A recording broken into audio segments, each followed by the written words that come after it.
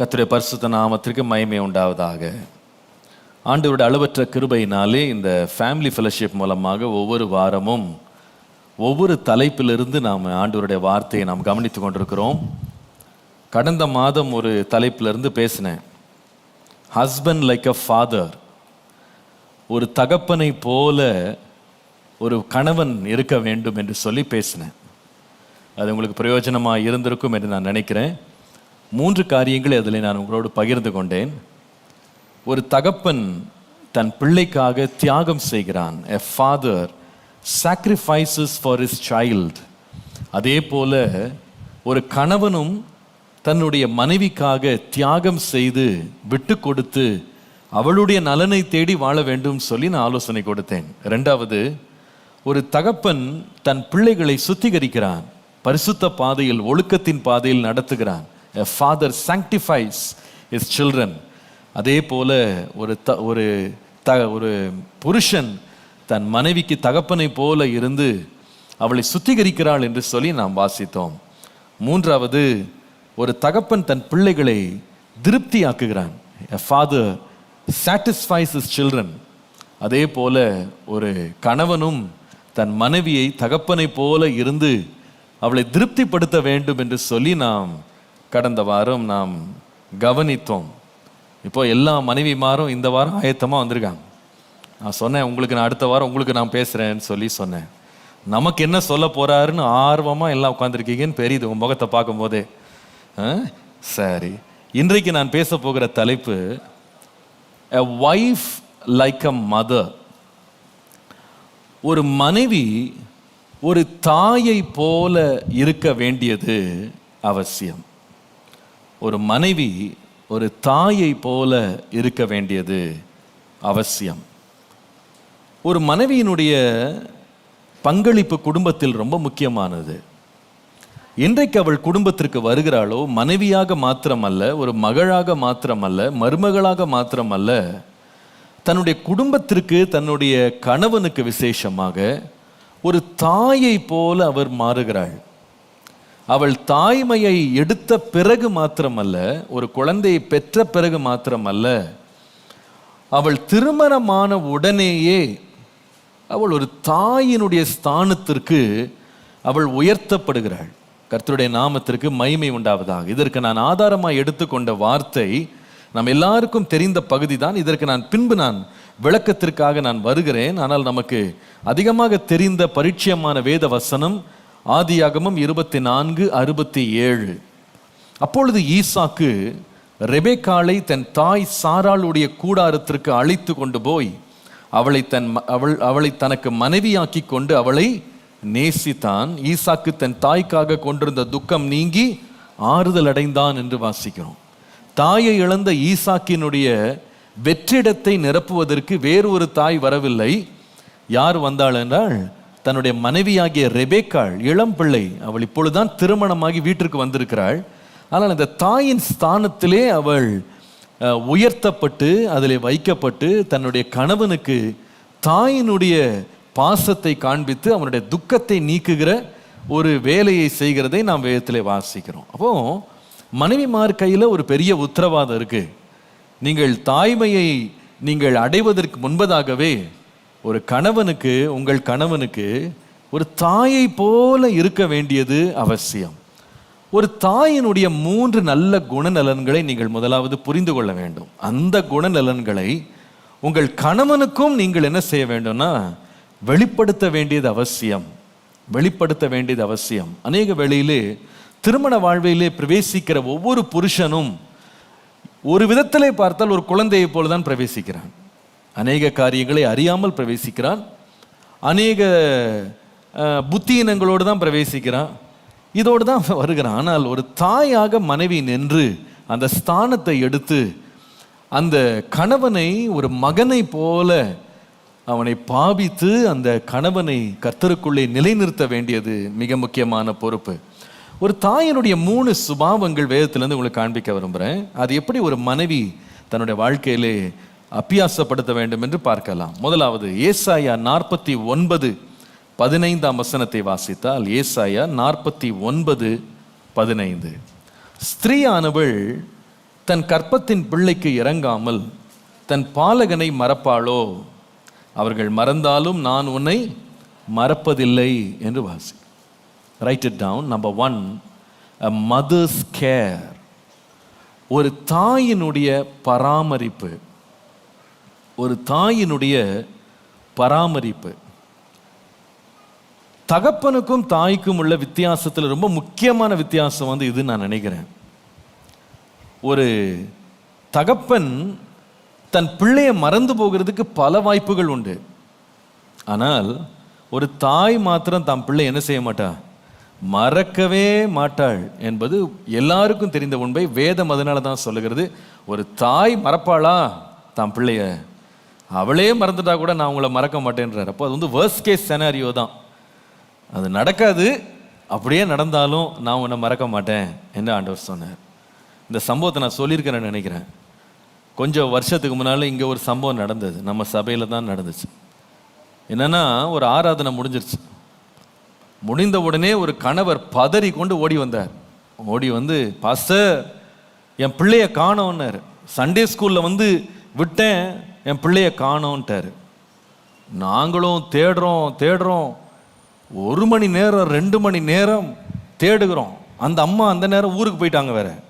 இவரும் பிள்ளையும் மட்டும்தான். எல்லா தெருவும் தேடுகிறோம், சர்ச்சில் அங்கும் இங்கும் சந்து புந்தெல்லாம் தேடுறோம். எங்கேயாவது ஓடிட்டானா, ஒளிஞ்சிட்டானா. பையனை தேடி தேடி கடைசியில் போலீஸ் கம்ப்ளைண்ட் கொடுக்குற அளவுக்கு ஆகி போயிடுச்சு. போலீஸ்க்கு போயிடலாம் பையனை காணோன்னு சொல்லி. இந்த மனுஷன் இங்கே தேடிட்டு, பாஸ்டர் நான் போயிட்டு இங்கெல்லாம் சுற்றிட்டு வரேன்னாரு. ஒரு 3 மணி போல் ஃபோன் பண்ணுறாரு, பாஸ்டர் பையன் வீட்டில் தான் இருக்கான் அப்படின்னாரு. என்ன வீட்டில் தான் இருக்கான்னா என்ன அர்த்தம்னா? வீட்டுக்கு வந்துட்டானா? இல்லை பாஸ்டர், பையனை சர்ச்சு கிளப்பி வீட்டுக்குள்ளே வச்சு பூட்டிட்டு வந்துட்டேன் மறந்து. நான் பாத்துக்கு சர்ச்சு கிளம்பி வந்துட்டேன். என்ன மாதிரி ஞாபக கர்த்தா பாருங்க இவரு. பையனை வீட்டுக்குள்ளே வச்சு வண்டியில் ஏற்றுனது கூட ஞாபகம் இல்லாமல் வீட்டுக்குள்ளே விட்டு பூட்டு வந்துருக்கிறார் மனுஷன். நல்ல மனுஷன், பரவாயில்ல. பெட்ரோல் மக்களை இறக்காம போனாரு, அந்த மட்டுக்கு பரவாயில்ல. அதுவரை எங்கிட்ட சாதிக்கிறார், சண்டே ஸ்கூலில் இறக்கி விட்டேன்னு. எங்கே தான் இருந்தாருன்னே தெரியல மனுஷன். இதுதான் ஒரு புருஷன். ஆனால் மனைவி அப்படி கிடையாது, ஒரு தாய் அப்படி கிடையாது. கணவன், ஒரு தகப்பன் தன் பிள்ளைய ரொம்ப சீக்கிரமாக மறந்துடுவான். எத்தனை பேர் தங்கள் பிள்ளைகளை ஸ்கூலில் விட்டு மறந்துட்டு பிஸ்னஸ் எல்லாம் பார்த்துட்டு அதுக்கப்புறமா சாயங்காலம் 6 மணிக்கு மனைவி ஃபோன் பண்ண பிறகு தான் பையனுடைய ஞாபகமே வரும். பிள்ளையை கூப்பிட்றதுக்கு ஓட்டுவாங்க. அங்கே ஸ்கூலில் திட்டு வாங்கிட்டு வந்து எத்தனையோ பேர் இங்கே உட்காந்துருக்குறாங்க, ஆனால் சொல்ல மாட்டாங்க. என்னங்க உங்கள் பிள்ளையை பற்றி ஞாபகமே இல்லையா? இந்த நேரத்துக்கு கூப்பிடுறது, உங்கள் பிள்ளையை எவ்வளோ நாங்கள் வச்சு பார்த்துக்கிட்டு இருக்கிறது அப்படின்னு திட்டுவாங்கன்னு நிறைய பேர் இருக்கிறாங்க. சிரிக்க கூட மாட்டாங்க இப்போ, ஆனால் என்ன போய் கண்டுபிடிச்சிருவோன்னு சொல்லி. ஆனால் உண்மை அது, அந்த அளவுக்கு ஞாபக சக்தி அவங்களுக்கு இருக்கும். ஆனால் தாய் என்ன செய்ய மாட்டா? மறக்கவே மாட்டான். தூங்கிட்டு இருக்கும் போது கூட கனவெல்லாம் பிள்ளைய பற்றி தான் இருக்கும். கணவன் கண்ணை மூடிட்டாருன்னா உலகமே முடிஞ்சிருச்சுன்னு அர்த்தம். அவ்வளோதான், எல்லாரையும் மறந்துடுவார். பக்கத்தில் இருமுனாலும் தெரியாது, பக்கத்தில் என்ன பண்ணாலும் ஒன்றுமே தெரியாது. கால் எழும்பி எல்லாம் உயிரோடு இருக்கீங்களான்னு பார்த்துட்டு போவார், அவ்வளவுதான். மற்றபடி செத்தா கூட தெரியாது. அந்த அளவுக்கு அவர் அவ்வளவு ஆழ்ந்த தியானத்துக்குள்ளே போயிடுவார். ஆனால் மனைவி, ஒரு தாய் தன் பிள்ளையின் மேலேயே நினைவாக இருப்பாள். அநேக முறை என் மனைவி கால் எழும்பி தான் சொல்லியிருக்காங்க, ராத்திரியெல்லாம் அவன் ரொம்ப இரும்பி கஷ்டப்பட்டான். அப்படியா? அது காலையில் மார்னிங் நியூஸ் மாதிரி நாங்கள் கேட்டுக்க வேண்டியது தான். என்ன நடந்ததுன்னே நமக்கு தெரியாது, நம்ம இருக்கிற களைப்பில் துவங்கிடுவோம். ஆனால் மனைவி அந்த ஒரு சின்ன ஒரு இருமல், ஒரு தும்மலுக்கு எழும்பி உட்காந்து இவங்க பிள்ளையை கவனிப்பாங்க. அது பொதுவாக மனைவிகளுடைய அல்லது தாயினுடைய ஒரு இருதயம். அது எப்பொழுதுமே அந்த பராமரிக்கிற ஒரு சுபாவம் ஒரு தாய்க்குள்ளே இருக்கும். நான் நினைக்கிறேன் இந்த பராமரிப்பு தான் ஒரு மனைவி ஒரு தாயாக தன்னுடைய கணவனுக்கு செலுத்த வேண்டியது மிக அவசியம். நீதிமொழிகள் 31ஆம் அதிகாரத்துக்கு வருவீர்களானா, அங்கே குணசாலியான ஸ்திரியை பற்றி படிக்கிறோம். அவளுடைய வாழ்க்கையை பார்த்தீங்கன்னா, தன்னுடைய கணவனை பராமரிக்கிறதை குறித்து எழுதப்பட்டதை பாருங்க. 11ஆம் 12ஆம் வசனம். அவள் புருஷனுடைய இருதயம் அவளை நம்பும், அவன் சம்பத்து குறையாது. அவள் உயிரோடு இருக்கிற நாளெல்லாம் அவனுக்கு தீமையை அல்ல நன்மையே செய்கிறாள். ஒரு மனைவி தன்னுடைய கணவனுக்கு என்ன செய்கிறான்னா, நன்மை செய்கிறாள். எப்படி நன்மை செய்கிறாள் அப்படின்றத நீங்க இந்த அதிகாரம் முழுவதும் நீங்க வாசிக்கலாம். அவ்வளவு அவள் நன்மை செய்கிறவளாக இருக்கிறாள். நான் வாசிக்கும் போது கணவன்மார் கூட அதை விளங்கி கொள்ளலாம், எத்தனை நன்மைகள் இன்றைக்கும் மனைவிகள் தங்களுக்கு செய்கிறாங்கன்னு சொல்லி. 13ஆம் வசனத்திலிருந்து 21 வரைக்கும் வாசிக்கிறேன். ஒரு பெரிய லிஸ்ட் தான், பட் பொறுமையாக வாசிக்கிறது நல்லது தான். ஆட்டு மயிரையும் சணலையும் தேடி தன் கைகளினால் உற்சாகத்தோட வேலை செய்கிறாள். அவள் வியாபார கப்பல்களைப் போல் இருக்கிறாள். தூரத்திலிருந்து தன் ஆகாரத்தை கொண்டு வருகிறாள். இருட்டோடே எழுந்து தன் வீட்டாருக்கு ஆகாரம் கொடுத்து தன் வேலைக்காரிகளுக்கு படி அளக்கிறாள். ஒரு வயலை விசாரித்து அதை வாங்குகிறாள். தன் கைகளின் சம்பாத்தியத்தினால் திராட்சை தோட்டத்தை நாட்டுகிறாள். தன்னை பலத்தினால் இடை கட்டி கொண்டு தன் கைகளை பலப்படுத்துகிறாள். தன் வியாபாரம் பிரயோஜனம் உள்ளதென்று அறிந்து கொள்ளுகிறாள். இரவிலே அவள் விளக்கு அணையாதிருக்கும். தன் கைகளை ராட்டினத்தில் வைக்கிறாள். அவள் விரல்கள் கதிரை பிடிக்கும். சிறுமையானவர்களுக்கு தன் கையை திறந்து ஏழைகளுக்கு தன் கரங்களை நீட்டுகிறாள். தன் வீட்டார் அனைவருக்கும் இரட்டை புரை உடுப்பி இருக்கிறதுனால் தன் வீட்டாரின் நிமித்தம் குளிருக்கு பயப்படாள். ஒரு பெரிய லிஸ்ட் எழுதியிருக்கு. அதை ஒரு கன்சைஸாக சொல்லணும்னா பெரிய லிஸ்ட். அது நிறைய காரியங்கள் அந்த அம்மா செய்கிறதா, அந்த குணசாலியான ஸ்திரீ இந்த மனைவி செய்கிறதாக பெரிய பட்டியல் இருக்கிறது. இதை சுருக்கமாக சொல்லணும்னா, முதலாவது அந்த அம்மா சமையல் அறையில் செய்கிற வேலை. அந்த அம்மா என்ன பண்ணுறாங்கன்னா, சமைத்து தன் வீட்டாருக்கெல்லாம் அவள் கொடுக்கிறாள். தன்னுடைய வேலைக்காரிகளுக்கு கூட என்ன செய்கிறாள், படி அளக்கிறார். பொதுவாகவே எல்லா வீடுகளிலேயும் இந்த பராமரிப்பை சகோதரிகள் என்ன செய்வாங்க, தங்களுடைய த்ரோன் ரூம் மாதிரி வைத்திருப்பாங்க. தங்களுடைய சிம்மாசன அறை போல அதற்குள்ளே யாரையும் விட மாட்டாங்க. அது அவர்களுடைய கருவறை போல அதில் வைத்து அதை எல்லாரையும் பராமரிக்கிறதுல ஒரு மகிழ்ச்சி கொள்வார்கள். சில சகோதரிகள் சிரிக்கிறாங்க, ஏன்னே தெரியல, உள்ளே போய் பார்த்ததில்ல பாசன்றீங்களா என்னன்னே புரியல, அல்லது நினச்சி மகிழ்றீங்களா தெரியல. சரி பரவாயில்ல, ஏதோ ஒன்று பைபிளில் இருக்குது. இப்படி அவள் சமைக்கிறாள், எல்லாருக்கும் கொடுக்கிறாள்னு சொல்லி பார்க்குறோம். ரெண்டாவது அவள் செய்கிற வேலையை பார்த்தீங்கன்னா அவளுடைய வியாபாரம். அதாவது அவள் என்ன செய்கிறாள்னா, நிலத்தை வாங்குகிறாள், அந்த வயலை வாங்கி அதிலே திராட்சை தோட்டத்தை நாட்டுகிறாள்னு சொல்லி பார்க்கிறோம். அடுத்தது தன்னுடைய வீட்டார் அனைவருக்கும் வஸ்திரங்களை அவளே தைத்து கொடுக்கிறாளாம். அவளே உடுப்புகளை தைத்து கொடுக்கிறவளா இருக்கிறாள். அதுக்கப்புறமா ஒரு நல்ல வியாபாரத்தை அவள் செய்கிறாள். அதனால நல்ல வருமானம் வீட்டிற்கு வருகிறது. அடுத்தது அவள் ஏழைகளை பராமரிக்கிறாள். இத்தனை வேலையை யார் செய்கிறா? யார் செய்கிறா? ஏன் பேச மாட்டேங்கிறீங்க? ஏன் பேச மாட்டேங்கிறீங்க? யார் செய்கிறா? மனைவி செய்கிறாள். ஒரே மனைவி செய்கிறாள். உண்மையா? இன்னைக்கு இத்தனை வேலை செய்ய விட்டா வீட்டில் 4-5 பேர் புழங்க வேண்டியிருக்கும். ஆனால் அவள் ஒரே ஆளாக என்ன செய்திருக்கிறான்னா, இத்தனை வேலைகளையும் அவள் சுறுசுறுப்பாக செய்ததாய் நாம் பார்க்கிறோம். அப்போ அவள் யாருன்னு சொன்னா, வீட்டில் உள்ள அத்தனை காரியங்களையும் பராமரிக்கிற ஒரு மனைவி. இரவும் பகலும் தன் வீட்டை கொடுத்து நினைவுள்ளவளாக அவர்கள் ஒரு குறையும் வரக்கூடாது. அதான் பேசிக்கலாக அதான். சாப்பாட்டு குறை வந்துடக்கூடாது, அவங்க வஸ்திரங்களுக்கு குறை வந்துடக்கூடாது, அவங்க வியாபாரத்தில் குறை வந்துடக்கூடாது, வருமானத்தில் குறை வந்துடக்கூடாது, அவங்க குளிரில் குறை வந்துடக்கூடாது, கணவனுக்கு குறை வந்துடக்கூடாது, பிள்ளைகளுக்கு வேலைக்காரிகள் கூட குறையெல்லாம் இருக்கணும் அப்படின்னு சொல்லி எல்லாரையும் மறக்காம பராமரிக்கிற ஒரு ஸ்திரீயாக இந்த வீட்டு பெண்மணியை நாம் பார்க்கிறோம்.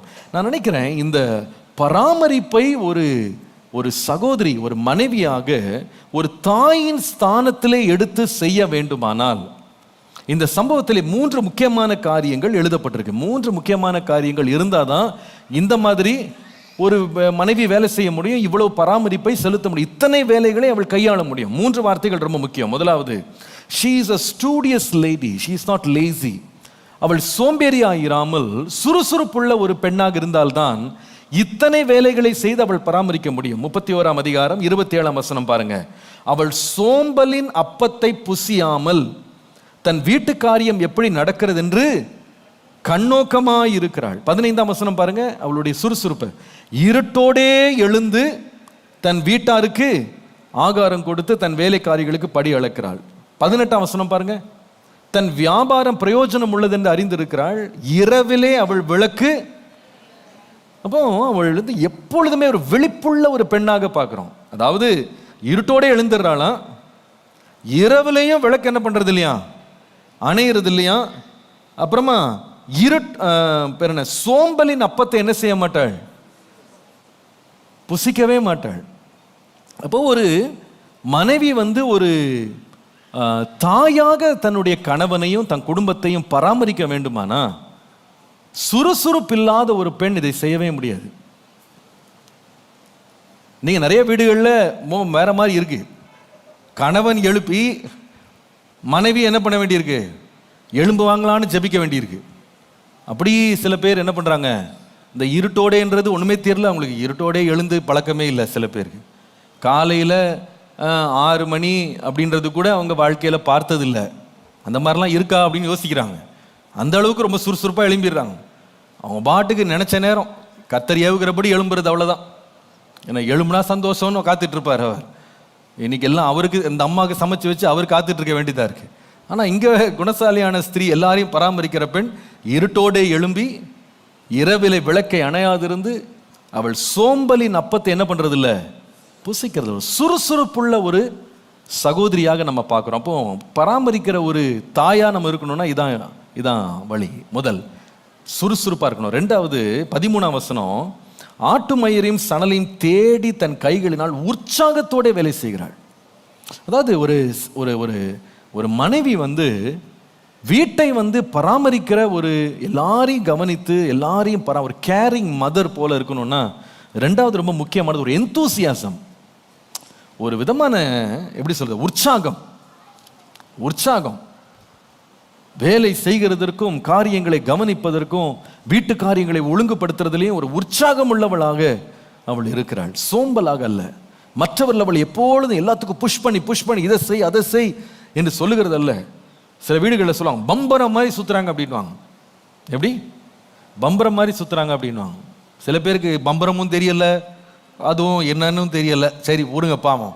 அப்போ அந்த மாதிரி சுறுசுறுப்பாக என்ன பண்ணுவாங்க, தங்கள் வேலைகளை செய்கிறவர். அப்போ களைப்பே இல்லாமல் அவங்க ரொம்ப இளைப்பாறுதலை ரொம்ப தேடாம சுறுசுறுப்பாய் வீட்டு காரியங்களை கவனிக்கிறாங்க. அப்போ இப்படி ஒரு பராமரிக்கிற ஒரு பெண்ணா இருக்க வேண்டுமானா முதல்ல சோம்பலை விட்டு ஒழியணும், சோம்பலிலிருந்து வெளியே வரணும். வந்தாதான் இந்த பராமரிப்பெல்லாம் நடக்கும்.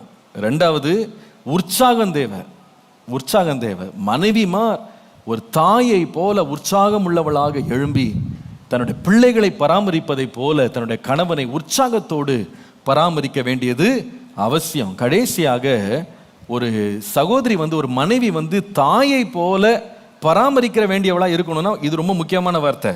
31ஆம் அதிகாரம் 22ஆம் வசனம் பாருங்க. 31:22, ரத்தன கம்பளங்களை தனக்கு உண்டு பண்ணுகிறாள், மெல்லிய புடவையும் ரத்தாம்பரமும் அவள் உடுப்புன்னு போட்டு. இதுல 2 வார்த்தை ரொம்ப முக்கியம், தனக்கு அவள் அப்படின்னு போட்டு. அதாவது அர்த்தம் என்னன்னா, ரத்தன கம்பளை தனக்கு உண்டு பண்ணுகிறாள்னு போட்டா அது என்ன அர்த்தம் அப்படின்னு கேட்டா, before she takes care of others she first takes care of herself. மற்றவர்களை பராமரிக்கிறதுக்கு முன்பாக முதலாவது அவள் தன்னை பராமரிக்கிறாள். இன்றைக்கு ஏன் மற்றவர்களை சிலர் பராமரிக்கிறது, குடும்ப அங்கத்தினர்களை கணவனை பராமரிக்கிறதுக்கு ரொம்ப சோம்பல், ரொம்ப அசதி ஏன் அப்படின்னு சொன்னா, நிறைய பேருக்கு தங்களையே முதல்ல பராமரிக்க தெரியல. இதுதான் பெரிய பிரச்சனை. எத்தனை மனைவிமார் தினமும் குளிக்கிறார்கள் அப்படின்றதே பெரிய கேள்வி இந்த காலங்களில். அதுவே கிடையாது. காலையில் தாமதமாக எழும்ப வேண்டியது, அதே கலைந்த தலையோடு வெளியும் பெருக்கி உள்ளேயும் பெருக்கி அதே தலையோடு சமைத்து, இவங்க காட்டுற முகத்தை பார்த்து அவருக்கே சாப்பிடவே மனசு வராது. அப்படி நாளெல்லாம் தூங்கு மூஞ்சியாவே இருப்பார்கள், தங்களையே பராமரிக்க மாட்டார்கள். வீட்டில் இருக்கிறது அவங்க போடுற உடைகள்லாம் பார்த்தீங்கன்னா ஏதோ பானைக்குள்ளே சுருட்டி வச்சு எடுத்து போட்ட மாதிரி, ஒன்றாயிலும் ஒரு அழகாக இருக்காது, ஒரு ஒழுங்காக இருக்காது, ஒரு சுத்தமாக இருக்காது. என்ன வீட்டுக்குள்ளே தானே இருக்கும், யாரையும் நம்மளை பார்க்குறா, இதுக்கு அவங்க விளக்கம். சில பேர், யார் நம்மளை பார்க்குறா, வீட்டுக்குள்ளே தானே இருக்கிறோம், என்ன பிரச்சனை உங்களுக்கு, நான் தானே போடுறேன், உங்களுக்கு என்ன பிரச்சனை அப்படின்னு. நமக்கு சுத்தமாக இருமா, அதை பற்றி நீங்கள் பேசாதீங்க. காலில் பல்லு விளக்குனீங்களா அவர்கிட்ட, சரி சண்டை வேணாம், அவர் பாட்டுக்கு போயிடுவார். இந்த மாதிரி விளக்குனாங்களாம் கேட்டிங்கன்னா அதுக்கு யோசி தான் சொல்லுவாங்க. பல்லு விளக்குறது கிடையாது, நிறைய வீடுகளில் தலை வாடுறது கிடையாது, ஒழுங்காக சுத்தமான ஆடைகள் போடுறது இல்லை. அவங்க தங்களையே பராமரிக்கிறதுனால வீடு என்ன பண்ண மாட்டாங்க சொல்லுங்க, பராமரிக்க மாட்டாங்க. வீட்டையும் பராமரிக்க ஏன் உங்களுக்கு ஆர்வம் வரலன்னா, தங்களுக்கு முதல்ல நம்ம சுத்தமாக இருக்கணும் அப்படின்னு என்ன இல்லை, ஒரு விருப்பம் இல்லை. நாம கண்ணியமாக இருக்கணும், நம்ம சுத்தமாக இருக்கணும், நல்ல ஆடைகள் போட்டிருக்கணும் அப்படின்னு வாஞ்சிருந்தா தானே மற்றவங்க நல்ல ஆடை போடணும்னு வாஞ்ச வரும். நம்மளே கந்தெல்லாம் நம்ம போட்டுட்டு இருந்தா பரவாயில்ல. நீங்கள் என்ன பண்ணுங்க, எப்போவுமே ஃபாஸ்டிங். பழைய ஏற்பாட்டிலலாம் பார்த்தீங்கன்னா ரட்டு உடுத்தி அவங்க என்ன பண்ணுவாங்க, ஃபாஸ்டிங்கில் இருப்பாங்க. அதே போல தான் நிறையா வீட்டார் ரட்டோடு தான் இருக்கிறாங்க. ஏன்னா வீட்டை தங்களையே பராமரிக்காதவர்கள் தங்கள் கணவனை என்ன பண்ண மாட்டாங்க, பராமரிக்க மாட்டாங்க. அப்படியே துணி எல்லாம் பார்த்தீங்கன்னா ஒரு வாரத்துக்கு அப்படியே சேர்ந்துட்டு இருக்கும். வீட்டில் குப்பை இருக்கும், ஒற்றை இருக்கும், அது கண்ணு கூட தெரியாது. ஏன்னா இவங்களே எப்படி இருப்பாங்க, ஒற்றை அடைஞ்சது போல இருப்பாங்க. எந்த ஒரு சுத்தமும் இருக்காது. நீங்கள் நிறைய பேர் ரொம்ப நல்ல ஜனங்கள், பாவம் ஒரு மாதிரி ஆயிட்டீங்கல்லாம். நாங்கள்லாம் அப்படி இல்லை பாஸ்டர், பயங்கர சுத்தம். அப்படி பரவாயில்ல, புரியுது. சில பேருக்கு இது தேவையாக இருக்குது. என்ன பண்ண, சிலருக்கு இந்த பராமரிப்பு, செல்ஃப் கீப்பிங், அப்கீப் ரொம்ப ரொம்ப முக்கியம். சில பேர் இந்த கணவன் மாதிரி ஏற்கனவே களைப்பாக வீட்டிலேருந்து வேலையிலேருந்து வீட்டுக்கு வருவார்.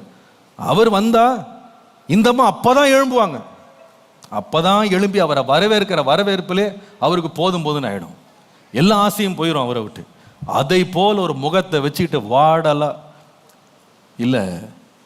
எப்பொழுதும் உங்களை நீங்கள் முதல்ல பராமரிக்கணும். பராமரித்தால்தான் கணவன் என்ன செய்ய முடியும், பராமரிக்க முடியும். இப்போ சுத்தமான ஆடைகள் போடணும், அது அலங்காரமாக போடணும்னு அவசியம் இல்லை. எப்பவுமே பட்டு புடவையிலேயே சுற்றணும்னு அவசியம் இல்லை இல்லை. ஆனால் எப்பவுமே எப்படி இருக்கணும், சொல்ல மாட்டீங்களே, என்னமோ நினச்சிங்களே நீங்கள் ரொம்ப சப்போர்ட் பண்ணி பேசுவேன்னு நினச்சி ரொம்ப பைபிள் கையுமா நீங்கள் திறந்து உட்காந்துருந்து பார்த்தேன். ஆரம்பத்தில் ஒன்றுமே காணோம், இப்போ சத்தமே வர மாட்டேங்குது. பரவாயில்ல, வீட்டுக்கு பத்திரமா போய் சேர்ந்தா போதுன்னு இருக்கு என்ன.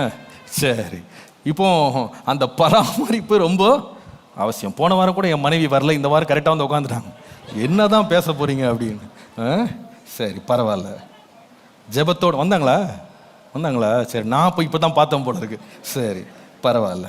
சரி, அதனால பராமரிப்பு ரொம்ப அவசியம். செல்ஃப் கீப்பிங் ரொம்ப முக்கியம். நீங்கள் உங்களை முதல்ல பராமரிங்க, நீங்கள் சுறுசுறுப்பாருங்க.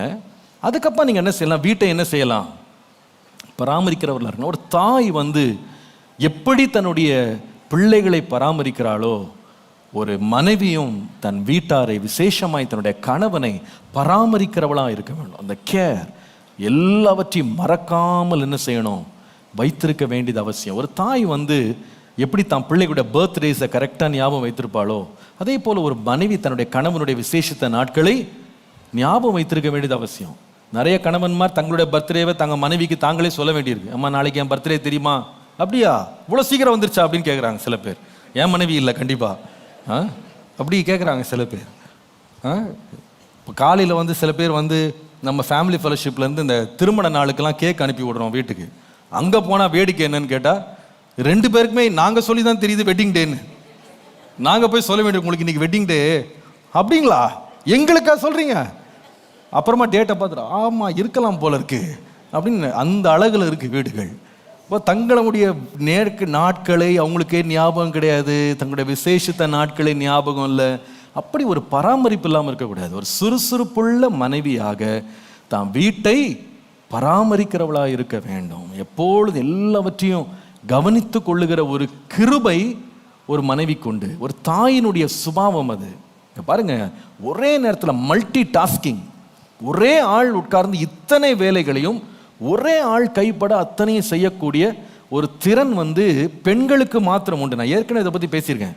ஆண்களுக்கும் பெண்களுக்குள்ள வித்தியாசத்தை பற்றி பேசும்போது நீங்கள் கொஞ்சம் பழைய எபிசோடில் போய் பார்த்தீங்கன்னா, நம்ம பேசின பிரசங்கங்களை போய் பார்த்தீங்கன்னா அதில் இருக்கும். கணவனுக்கும் மனைவியையும் புரிந்து கொள்ளுதலை பற்றி பேசும்போது நான் சொல்லியிருக்கிறேன், பை நேச்சர், இயற்கையின்படியே ஒரு ஆணுக்கும் பெண்ணுக்குள்ள வித்தியாசம் என்னன்னா, ஒரு ஆண் ஒரு வேலையை தான் ஒரு நேரம் எடுத்து செய்ய முடியும், அதுதான் உங்க மூளைத்திறன், அவ்வளோதான். ஆனால் மனைவி அப்படி இல்லை, ஒரே நேரம் பல வேலைகளை என்ன செய்ய முடியும், அவள் கவனிக்க முடியும், சமாளிக்க முடியும். அதனால தான் இன்றைக்கு எல்லாவற்றையும் வீட்லேயும் செஞ்சுட்டு வேலைக்கு போகிறவங்களும் இருக்கிறாங்க. ஆனால் அந்த வேலையை எங்களாலாம் செய்ய முடியாதுன்னு நினைக்கிறேன். நிச்சயமாக ஏதாவது ஒன்று தான், சமையல்னு உட்காந்துரா சமையல் தான், அதையே பார்த்து கொண்டு தியானம் பண்ணிட்டு ஆராய்ச்சி பண்ணிட்டு உட்காந்துருப்போம். ஆனால் மனைவி அப்படி இல்லை, ஒரு பக்கம் சமையலில் ஒன்று நடந்துட்டுருக்கோம், 2வது ஸ்டவ்வில். சில பேர் பாருங்கள், வீட்டில் வேற 2 ஸ்டவ் பத்தாது, 4 பர்னர் இருக்கிற ஸ்டவ்னு கேட்பாங்க. என்ன தான் இவங்க பண்ண போகிறாங்கன்னு யோசிக்க தோணுது. ஆனால் 4 பர்னரில் 8 பர்னர் கொடுத்தா கூட ஒரே நேரத்தில் என்ன பண்ணுவாங்க, 8 பாத்திரங்களில் சமைக்கக்கூடிய திறமை யாற்று இருக்கு சொல்லுங்க. உங்களுக்கு இருக்கு, தைரியமா இருங்க, சந்தோஷமா இருங்க. நீங்க நிறைய செய்ய முடியும்னு விசுவாசிங்க. நீங்க உங்களெல்லாம் உற்சாகப்படுத்த வேண்டியது. ஏன் பாஸ்டர் நீங்க வேற ஏதோ கொஞ்சமா செஞ்சுக்கிட்டு இருக்கோம், நீங்க வேற இல்லாத 8 பர்னர் 6 பர்னர் இருக்கீங்க அப்படின்றீங்களா? அப்படிலாம் சோர்ந்து போயிடாதீங்க. உங்களை உற்சாகப்படுத்த தான் வந்திருக்கோம் இன்னைக்கு. நீங்க யாருன்னு சொன்னா, எல்லாவற்றையும் என்ன செய்யணும், பராமரிக்கிறவள. நான் சொல்ல பைபிள் அப்படி இருக்கு, என்னெல்லாம் போட்டிருக்கு பாருங்க. அவள் வீட்டு வேலையும் செய்கிறாளாம், நாங்களாம் அப்படியே சொல்கிறோம், நிலத்தை வாங்குறாளாம், அதில் வந்து திராட்சை செடியை நாட்டுகிறாளாம், குடும்பத்தாருக்கு துணியை தைக்கிறாளாம், வாங்குறாள் இல்லை தைக்கிறாள் மேக்ஸ் அங்கங்கல்ல தைக்கிறாள். பரவாயில்ல, இதுக்கு இப்போ போங்க, ஒன்றும் பிரச்சனை இல்லை. அந்த காலத்தில் அவளே தைத்திருக்கிறாள். ஒரு வியாபாரத்தை எடுக்கிறாளாம், பொருளை வாங்குகிறாளாம், சேர்க்கிறாளாம், சம்பாதிக்கிறாளாம், ஏழைகளுக்கு கொடுக்குறாளாம். ஒரே ஆள் இத்தனை செஞ்சுருக்காங்க. ஒரே குணசாலி ஸ்திரீகள்னு போடலை, ஒரே ஸ்திரீ தான், குணசாலியான ஸ்திரீயை ஒரு அம்மா உட்காந்து இத்தனை வேலையை செஞ்சுருக்காங்க. அவங்களால செய்ய முடியும், உங்களால் செய்ய முடியும். ஒரு ஆமேன்னு சொல்லுங்களேன். பரவாயில்ல, நல்ல சகோதரிகள், கர்த்தர் உங்களை ஆசீர்வதிப்பார். இன்றையிலிருந்து ஒரே கையாக நீங்கள் என்ன செய்கிறீங்கன்னு சொல்லி சாட்சிகளை அடுத்த வாரம் கேட்க போகிறோம். ஆமேன். சரி, கர்த்தர் உங்களை ஆசீர்வதிப்பார். பராமரிப்பு ரொம்ப ரொம்ப முக்கியம். பராமரிப்பு இல்லாத குடும்பங்களாக வீடு இருக்கக்கூடாது. ரொம்ப துக்கத்தோடு நான் சொல்கிறேன், நிறைய பிள்ளைகளுக்கு பராமரிப்பு கிடையாது. நிறைய கணவன்மார் பராமரிக்கப்படுறதில்லை. இன்றைக்கி நிறைய பெண்கள், வேதனையோடு நான் சொல்கிறேன், செல்ஃபோனுக்கு அடிமையாக இருக்காங்க. நிறைய பேர் டிவிக்கு அடிமையாக இருக்காங்க. உட்காந்து காலையிலேருந்து சாயங்காலம் வரைக்கும் அது என்னது, அது என்ன சொல்லுவாங்க, சீரியல். கரெக்டாக சொன்னீங்க பாருங்க, சீரியல். இந்த சீரியலை பார்த்தே அவங்க வாழ்க்கை சீரழிஞ்சு போயிருக்குன்னு நிறைய குடும்பங்கள். அந்த மாமியார் எப்படி இருந்தாங்க, இந்த மருமகள் என்ன செய்தாள், இந்த சீரியலை பார்த்து பார்த்து என்ன செய்கிறாங்க, தங்களுடைய வாழ்க்கையை சீரழிக்கும் நிலைமைக்கு என்ன பண்ணுறாங்க, அவங்கள கொண்டு போகிறத நம்ம பார்க்குறோம். அப்போது நம்முடைய வாழ்க்கை வந்து ஒரு சுறுசுறுப்புள்ள பிள்ளையாக, நாம் எல்லாவற்றையும் பத்திரமாக ஜாக்கிரதையாக நாம் நடத்துகிறவர்களாக, எல்லாவற்றையும் பராமரிக்கிறவர்களாக ஒரு மனைவியானவள் என்ன செய்யணும், இருக்க வேண்டியது அவசியம். நீங்கள் வேதத்தில் கூட படித்தீங்கன்னா, நீங்கள் யாத்திராகமத்தின் புஸ்தகத்தில் 4:20 முதல் 26 வசனங்களை வாசித்தாங்க. மோசேயினுடைய மனைவியை குறித்து படிக்கிறோம். ஒரு முறை ஆண்டவர் அவன் எகிப்திற்கு திரும்பி வருகிற வழியிலே மோசேயினுடைய மகனை கொல்ல பார்த்தாருன்னு சொல்லி பார்க்குறோம். ஏனென்றால் அவனுக்கு இதுவரைக்கும் விருத்த சேதனம் செய்யப்படலை. அவன் அந்நிய தேசத்தில் பிறந்தவன், மீதியானில் பிறந்தவன்.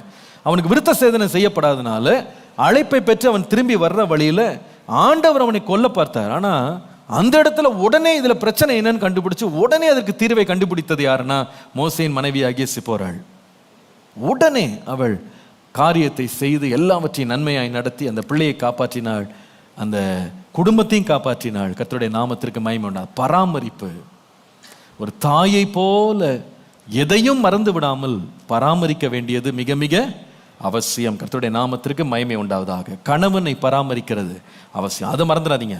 பராமரிப்புனா நிறைய பேர் வீட்டை மாத்திரம் பராமரிச்சுட்டு போயிடாதீங்க. கணவனை பராமரிக்கிறது, ஒரு தாயை போல கணவனை பராமரிக்க வேண்டியது அவசியம். அவருடைய தேவைகள் என்னவென்று உணர்ந்து, அவர்களுடைய முக்கிய நாட்களை உணர்ந்து, அவர்களுடைய அவசர நேரங்களில் வேண்டிய உதவிகளை செய்து, அவர்களுக்கு என்னென்ன பராமரிப்பு தேவையோ அத்தனை பராமரிப்பையும் மறக்காமல் கொடுக்க வேண்டியது ஒரு தாயினுடைய வேலை, ஒரு மனைவியினுடைய வேலை. ரெண்டாவது, ஒரு மனைவி அல்லது ஒரு தாய், அவளுடைய நல்ல சுபாவம். ரெண்டாவது, not only the mother's care.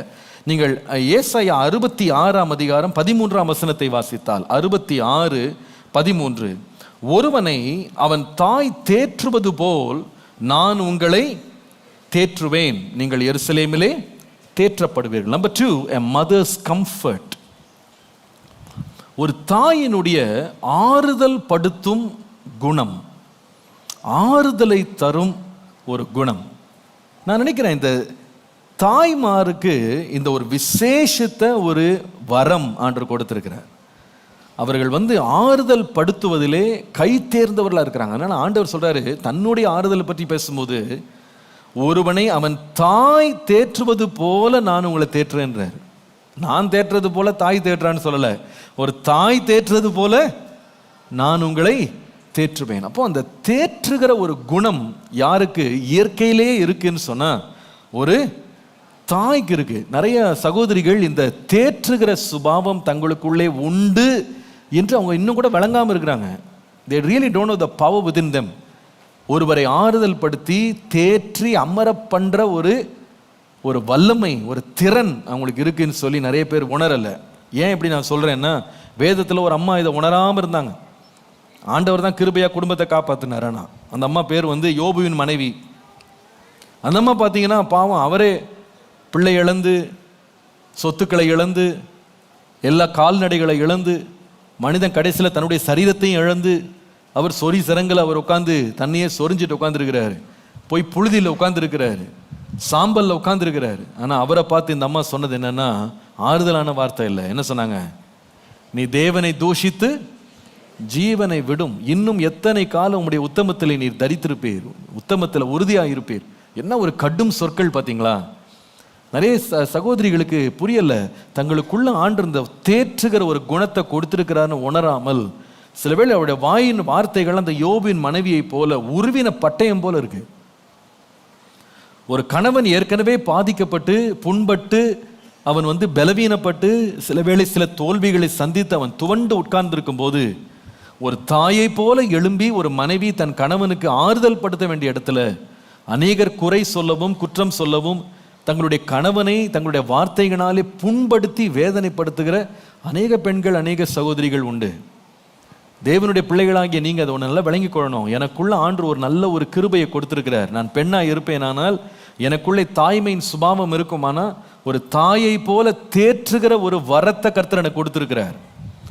தேற்றுகிற வரத்தை கர்த்தர் எனக்கு கொடுத்திருக்கிறார். என்னுடைய வார்த்தைகளால் நான் என்னுடைய கணவனை தேற்ற முடியும், அவர்களை ஆறுதல் படுத்த முடியும், அவர்களை அமர பண்ண முடியும். அந்த மெருதுவான உத்தரவினாலே என்னுடைய கணவனுடைய கோபத்தை கூட நான் என்ன பண்ண முடியும், அப்படியே அமர பண்ண முடியும். நீங்க விசுவாசிங்க, அதை நீங்க செய்யணும். ஒரு பெண்ணினுடைய வார்த்தைகள் அவருடைய குரலே எப்படிப்பட்டதுன்னா ஒரு ஆறுதல் உள்ள குரலாக இருக்கும். பிள்ளைகளை எப்படி அவள் அழுகிற பிள்ளைகளை கூட அப்படியே அமர பண்ணுகிறேன். இப்போ கூட நான் பார்த்தேன் பாருங்க, பிள்ளைகளை அழுகிற பிள்ளைகளை பார்த்தா அப்பாவை பார்த்தா இன்னும் அழுறுது, என்ன பார்த்தா இன்னும் மோசம். ஆனால் தாய்கிட்ட வந்த உடனே என்ன பண்ணுது, அழுத பிள்ளை என்ன பண்ணுது, ஒன்றுமே செய்யலை அந்த அம்மா, அப்படியே அழகாக ஒரு தட்டு தட்டுறாங்க. அது என்னதான் வரமோ தெரியல. நம்ம அதோட நல்லா தட்ட முடியும், பட் ஆனால் ஒன்றும் வேலை செய்ய மாட்டேங்குது, தானே ஒன்றும் நடக்க மாட்டேங்குது. ஆனால் அந்த தாயினுடைய ஒரு அரவணைப்பு, அந்த அந்த அந்த சத்தமே போடாமல் நம்ம 100 வார்த்தை பேசினா கூட பிள்ளை அடங்க மாட்டேங்குது. தாய் பேசாமலே என்ன செய்கிறாள், அப்படியே அமைதியாக அந்த பிள்ளை என்ன பண்ணுறா, அமர பண்ணுகிறாள். அந்த படபடப்புகளை எல்லாம் அமர, அது ஒரு தெய்வீக சுபாவம். அது ஒரு தாய்க்கும் கர்த்தர் கொடுத்த ஒரு இயற்கையான ஒரு சுபாவம். பொதுவாக நீங்கள் வீடுகளில் கூட பார்த்தீங்கன்னா அப்படிதான், அந்த தேற்றுறது ஆற்றுறதெல்லாம் இந்த தாயினுடைய ஸ்தானத்தில் இருக்கிறவங்க ரொம்ப சுலபமாக செஞ்சுருவாங்க இல்லை. அது ரொம்ப ஆச்சரியமாக இருக்கும். அதை பார்க்கும்போது அது ரொம்ப அழகாக இருக்கும் பார்க்குறக்கு. என்னை பொறுத்தவரையில் நான் பார்த்த வரைக்கும் இந்த ஆறுதல் படுத்துறது, தைரியப்படுத்துறது, தேற்றுறதெல்லாம் கணவன்மாருக்கு எந்த அளவுக்கு வரும்னு தெரில. சில பேர் ரொம்ப முயற்சி பண்ணுவாங்க, ரொம்ப கஷ்டப்படுவாங்க பாவம். ஆனால் கொஞ்சம் சில பேருக்கு வேலை செய்யும், சில பேருக்கு ஒன்றும் வேலை செய்யாது. சில பேர் எல்லாருக்கும் இந்த எல்கானா மாதிரி வரம் கிடையாது. எல்கானா பாருங்க, தன் மனைவி அழுது கொண்டே இருந்தாலும் அந்த அவர் உள்ள என்ன சொன்னார், 10 குமாரரை பார்க்கிலும் நான் உனக்கு விசேஷித்தவள் இல்லையா, இவ்வளோ சொன்ன பிறகு அந்த அம்மா உள்ள தான் போய் அழுதுட்டு இருந்திருக்காங்க. அந்த அளவுக்கு ஆறுதல் படுத்தியிருக்காரு. ஒன்றும் எஃபெக்டிவ் கிடையாது, பேச்சு தானே தவிர ஒன்றும் என்ன பண்ணலை, நடக்கலை. இவ்வளோ சொல்லி வீட்டில் உட்கார வச்சுருந்தா பரவாயில்ல, அட போயா சும்மா பேசியே கழுத்து அறுக்காதுன்னு அந்த அம்மா நேரம் என்ன பண்ணிட்டாங்க, சர்ச்சுக்கு போய் அங்கே அழுதுட்டு இருந்தாங்க. அங்கே இன்னொருத்தர் இருந்தார் பாருங்க, அவர் இதை விட படுமோசம். இந்த அம்மா அழுது கொண்டு புலம்பி தேவ சமூகத்தில் கண்ணீர் சிந்தி அழுதி ஓலம் விட்டுக்கிட்டு இருந்தா, அவர் பண்ணுற வேலையை பாருங்க. 1 சாமுவேல் 1:10 பார்த்தா ஏலி அப்படின்னு ஒரு மனிதன், ஒரு ஆசாரியன் இருக்கிறார். அங்கே பற்றி வாசிக்கிறோம் 10ஆம் வசனத்தில் பார்த்தா, அவள் போய் மனங்கசந்து மிகவும் அழுது கர்த்தரை நோக்கி விண்ணப்பம் பண்ணின்னு போட்டிருக்கு. சாதாரண அழுக இல்லை, அது மிகவும் அழுது மனங்கசந்து கர்த்தரை நோக்கி விண்ணப்பம் பண்ணி கொண்டு ஒரு பெண் உட்கார்ந்துருக்கிறார். இவர் என்ன பண்ற வேலையை பாருங்க. 12ஆம் வசனத்தில் பார்த்தீங்கன்னா, அவள் கர்த்தருடைய சந்நிதியில் வெகு நேரம் விண்ணப்பம் பண்ணுகிற போது ஏலி அவள் வாயை, இவ்வளவுதான் நம்மளால பண்ண முடியும் பாருங்க, ஏலி அவள் வாயை கவனித்து கொண்டிருந்தான். அன்னாள் தன் இருதயத்தில் பேசினாள், அவளுடைய உதடுகள் மாத்திரம் அசைந்தது, அவள் சத்தமோ கேட்கப்படவில்லை. உடனே பாருங்க இவருடைய டயக்னோசிஸ், இவர் உடனே கண்டுபிடிச்சார். கண்டுபிடிப்பு என்ன கண்டுபிடிப்பாருங்க, ஆசாரியன். ஆகையால் அவர் வெறித்திருக்கிறாள் என்று ஏலி நினைத்து அவளை நோக்கி, நீ எது வரைக்கும் வெறித்திருப்பாய், உன் குடியை உன்னை விட்டு. என்னங்க இது கொஞ்சமா நியாயமா இருக்காது? எங்க குடிச்சிட்டு அழுகிறவங்களை யாராவது பார்த்துருக்கீங்களா? குடிச்சிட்டு சிரிக்கிறவங்கள பார்த்துருக்கோம். இந்த அம்மா ஓன்னு புலம்பி அழுதுட்டு இருக்கா. இந்த வரைக்கும் ஏமா குடிச்சிருக்கியாமா, குடியிலேருந்து வெளியே வாமா, ரொம்ப வெறிச்சு, ரொம்ப ஏறி இருக்கு உனக்குள்ள, குறியிலேருந்து வெளியே வான். எப்படி இருக்கு பாருங்க. இதான் ஆண்கள் ஆறுதல் பண்ண விட்டிங்களா, இந்த மாதிரி வேலை தான். அதனால தான் சில சகோதரிங்க பாருங்க, நீங்கள் எதுவும் பேசாமல் இருந்தாலே ரொம்ப புண்ணியமாக இருக்கும். சிலர் அழுகிற ஆள்கிட்ட போயிட்டு மனைவிகள்கிட்ட போயிட்டு ஆறுதல் படுத்துறேன்னு பேச போய் பெரிய சண்டையெல்லாம் முடிஞ்சதெல்லாம் இருக்கு, அடித்தடி கலாட்டாலாம் முடிஞ்சது இருக்கு. அந்தம்மா கோபத்தில் என்னென்னமோ செஞ்சுருக்காங்க. ஏன்னா இவருக்கு அந்த ஆறுதல் படுத்துகிற சுபாவம் நேச்சுரலாக கிடையாது. ஆக்சுவலாக பார்த்தீங்கன்னா ஆண்கள் வந்து ரொம்ப அழுதுகிட்டே இருந்தால் ரொம்ப டென்ஷன் ஆயிடுவாங்க, ரொம்ப டென்ஷன் ஆயிடுவாங்க. அந்த இறக்கத்துக்கு பதிலாக நிறைய ஆண்களுக்கு கோபம் தான் வரும். எதுக்கும் சும்மா அழுதுகிட்டே இருக்க அப்படின்வாங்க. அதே இது சகோதரிகள் பார்த்தீங்கன்னா அழுதுட்டு இருக்கப்பல அழுக சர்வசாதாரணம், அவங்களுக்குலாம் ஒன்றுமே கிடையாது. அது உண்மை. நான் ஒரு முறை அமெரிக்கா உண்மையாக நடந்த சம்பவத்தை சொல்கிறேன். உண்மையாக நடந்த, நானும் என் மனைவியும் என்னுடைய தங்கை வீட்டுக்கு போயிருந்தோம் அமெரிக்காவுக்கு. ஒரு முறை ஒரு லாங் டிரைவ், அதாவது கிட்டத்தட்ட ஒரு 2.5 மணி நேரம் காரில் ஒரு இடத்துக்கு போயிட்டுருக்கோம். என்னுடைய தங்கை தான் கார் ஓட்டுக்கிறா, நான் பக்கத்தில் உட்காந்துருக்கேன். அவள் கார் ஓட்டிகிட்டு இருக்கா, பக்கத்தில் உட்காந்துருக்கேன். என்னுடைய தங்கைக்கு ஒரு மகள் இருக்கிறா, சின்ன பிள்ளை. அவள் வந்து என்னமோ என்ன பிரச்சனை எனக்கு புரியல. பின்னால் சீட்டில் உட்காந்து ஏதோ ஒன்று கேட்டால் அதுக்கப்புறமா அழ ஆரம்பித்தா. எவ்வளோ நேரம் நினைக்கிறீங்க? அடுத்த ஒரு 1 மணி நேரம் கத்துகிறாள், அழுகிறாள். என் தங்கச்சியை நான் பார்க்குறேன், கூலாக காரை ஓட்டி கொண்டிருக்கிறாள். எனக்கு கொஞ்ச நேரம் தான், எனக்கு கொஞ்ச நாள் லிட்டு பறந்துருச்சு, மேலே மூடி பறந்துருச்சு. திரும்பி ஒரு சத்தம் போட்டேன், அமைதியாக இருக்கு. அவ்வளோதான், இன்னும் ஒரு 10 டெசிபிள் அதிகமாகி விட்டது. பயங்கரமாக கத்தி அலற ஆரம்பித்து விட்டால். என் தங்கையை திருப்பி பார்க்குறேன், அவளுக்கு எந்த ஒரு சலனமே, அவள் பாட்டு கூலாக காரை ஓட்டி கொண்டிருக்கிறா, நிற்கிறா, போகிற. நானும் ஏதாவது செய்வான்னு பார்க்குறேன். கேட்குறேன், என்ன உனக்கு ஏதாவது பண்ண போறியா? இல்லை, எப்படி கத்திக்கிட்டு அழுதுகிட்டே இருக்கிறாளே, அதை விட்டுரு, அப்படியே அழுது அப்படியே தூங்கிடுவா, விட்டுருன்றான். நம்மளால விட முடியல. எதையாவது ஒன்று செஞ்சிடலான்னு போல இருக்கு. விட்டுருந்தீங்க வச்சுக்கிடுங்க, தூக்கி வெளியே போட்டிருப்பேன் நான். அந்த அளவுக்கு எனக்கு கோபம் உச்சக்கட்டத்துக்கு போயிடுச்சு. எவ்வளோ நேரம் தான் அந்த அழுகிறத கேட்டு. என்னுடைய சகோதரி சர்வசாதாரணம். அதான் ஒரு தாய். அவங்களால எந்த சுச்சுவேஷனையும் அழகாக ஆறுதல் படுத்தி அப்படியே அமைதிப்படுத்தி சமாதானப்படுத்திட்டு போயிடுவாங்க. ஆண்கள்கிட்ட அந்த ஆறுதல் படுத்துகிற வேலையை விட்டீங்க, ரொம்ப மோசம். முந்திக்கு மோசமாயிட்டு போயிடுவாங்க. எதையாவது ஒன்று வேண்டாத பேசி அடிச்சு உதச்சதாக பண்ணிடுவாங்க. முன்னாடி இருந்த துக்கமே பெரிய துக்கமாக இருக்கும், அதை விட பெரிய துக்கத்தை என்ன பண்ணிடுவாங்க, ஏற்படுத்திடுவாங்க. அப்படின்றது உண்மை. In my opinion, men don't have the sense or the strength to comfort. அதெல்லாம் கிடையாது. அந்த சென்ஸும் வராது, ஸ்ட்ரென்த்தும் கிடையாது. நான் பார்த்த வரைக்கும் கொஞ்சம் அளவுக்கு போவோம், வந்து இந்த ஏலி மாதிரி தான் அழுதுட்டு கிடந்தா குடிச்சிட்டு இருக்கியான்னு கேட்கறது. அந்த அம்மா தலைவலின்னு சொல்லுவாங்க. இவருக்கு என்ன ஆறுதல் சொல்றதுன்னே தெரியாது. நேற்றுக்கு என்ன சாப்பிட்டேன்னு வாரு. ஏன் நீங்க சாப்பிட்டா தான் நானும் சாப்பிட்டேன், கொஞ்சமா சாப்பிட்ருக்கணும்னு வாரு. ஏன் அதிகமாக சாப்பிட்டா என்னன்னு அந்தம்மா கேட்பாங்க. நான் தான் உனக்கு சொல்கிறேன்ல, வாய் அடக்குன்னு சொன்னேன்ல, வாய் அடக்குனா தலைவலி ஆட்டோமேட்டிக்காக சரியாகும். போட்டு அடிப்பாங்க பாருங்க, அடி பாத்திரம் பறந்துடும். ஏயா, நான் இங்கே தலைவலியில் படுத்துக்கிட்டு இருக்கேன், இதுக்கு ஒரு விளக்கமாக கேட்க உனக்கு யாரை கேட்டா? அவங்ககிட்ட சமைச்சு போட்டது நான் சாப்பிடக்கூட கூடாதா? ஒரு பேச்சுக்கு சொன்னேன் அப்படின்னு கடைசியில், சும்மா ஒரு பேச்சுக்கு சொன்னேன். இதுக்கெல்லாம் இப்படி சீரியஸாக எடுத்துக்கிட்டா என்ன? இதுதான் நம்ம ஆறுதல் படுத்துகிற அழகு. ஆண்களுக்கு இந்த ஆறுதல் படுத்துகிற சுபாவம் பொதுவாக என்ன பண்ணாது, வராது. எங்கள் குடும்பத்தில் நடந்த ஒரு கதை. சரி, உண்மை கதை தான், யாருன்னு சொல்ல மாட்டேன். பட் எங்கள் வீட்டில் ஒருத்தர், ஒரு மாமா, நிறைய மாமா இருக்கிறாங்க, அதனால பிரச்சனை இல்லை. ஒரு நாள் அவங்க வீட்டுக்கு நாங்கள் போயிருக்கோம். சின்ன பிள்ளைங்க நாங்கள் அப்போ சின்ன பிள்ளைங்க, எனக்கு ஒரு 13, 14 வயசு இருக்கும், 15 வயசு இருக்கலாம். நாங்கள் பிள்ளைங்கள்லாம் அவங்க வீட்டில் விளையாடுறதுக்கு போயிருக்கோம். எங்கள் அத்தை வந்து அவங்க ஏதோ சமைச்சிட்டு இருந்தாங்களோ டீ போட்டுட்டு இருந்தாங்களோ நினைக்கிறேன். திடீர்னு கை தவறி அந்த டீ தண்ணி அப்படியே என்ன பண்ணிருச்சுன்னா அவங்க மேலே ஊற்றிருச்சு. ஒரே கத்தி அலறிட்டாங்க. எல்லாரும் போய் அவங்களுக்கு பேர்ன் ஆல் அது இதுன்னெலாம், எங்கள் மாமாவும் இருந்தார், பேர்ன் ஆல்லாம் போட்டார். அவங்க அழுதுகிட்டே இருக்காங்க. ஒன்றும் இல்லை, தோல்லாம் ஒன்றும் ஆகலை அப்படின்னு ஒரு எக்ஸ்பிளேஷன் கொடுத்துட்டு இருக்காரு. தோல்லாம் ஒன்றும் ஆகலை, ஒன்றும் சுருங்கலை அப்படின்னு. அவங்க இல்லை அப்படின்னு அவங்க கொஞ்சம் நேரம் எப்படியும் கொஞ்சம் போகும் பார்த்தீங்களா, அவங்க கொஞ்சம் நல்ல விலாவரியாக யோசித்து கொஞ்சம் நடந்தது நடக்காதது நடக்க போகிறது எல்லாத்தையுமே அவங்க கற்பனை பண்ணி என்னமோ நடக்க போகுதுன்னு அவங்க அலறிட்டு இருக்காங்க. நானும் பார்த்துக்கிட்டே இருந்தேன். கொஞ்சம் நேரம் தடவி விட்டார், ஏதோ பேசினார். அதுக்கப்புறமா பார்த்தீங்கன்னா அந்த வெளியில் ஒரு வராண்டா இருந்துச்சு. அந்த வராண்டாவில் ஒரு நல்ல ஒரு ஈஸி சேர் ஒன்று இருக்கும். அதில் உட்காந்து அவர் எழுதின பாடல்களை உட்காந்து பாடிக்கிட்டு இருக்காரு. எங்கள் அத்தைக்கா ஆத்திரம் தாங்க முடியல. அவர் சொந்தமாக எழுதின பாடல்களை சத்தமாக ஜாலியாக பாடுற. இங்கே ஒரு ஆளி எரிஞ்சிக்கிட்டு இருக்கு, அவர் ஜாலியாக பாடிக்கிட்டு இருக்காரு. ஏன்னா நான் இப்போ ரொம்ப பரிதாபப்பட்டேன் அவருக்காக, என்னடா இப்படி இருக்காரு. ஆனால் உண்மை என்னென்னா அவருக்கு தெரிஞ்சது ஏதோ 2 வார்த்தை, ஒரு 10 நிமிஷம் ஓடும் ஆறுதல்லாம். இதுக்கு மேலே அழுதுகிட்டே இருந்தால் அவர் வெளியே போய் அவர் பாட்டு ஆண்டவரே நீர் பார்த்துக்கொள்ளுன்னு விட்டார். ஆவி ஆத்துமா சரி தோப்பு கொடுத்துறேன் போ, அதுவும் பாடு. இதுக்கு மேலே வார்த்தை இல்லைம்மா ஒன்று ஆறுதல் படுத்துறதுக்கு எனக்கு இதுக்கு மேலே ஸ்ட்ரென்த் இல்லை, எனக்கு சென்ஸும் இல்லை. அவர் பாட்டு போய் உட்காந்துட்டு ஜாலியாக பாட்டுருக்காரு. அநேக கணவருடைய சுபாவம் இதுதான். ஆறுதலுக்கு மாத்திரம் யார்கிட்ட போயிடக்கூடாது,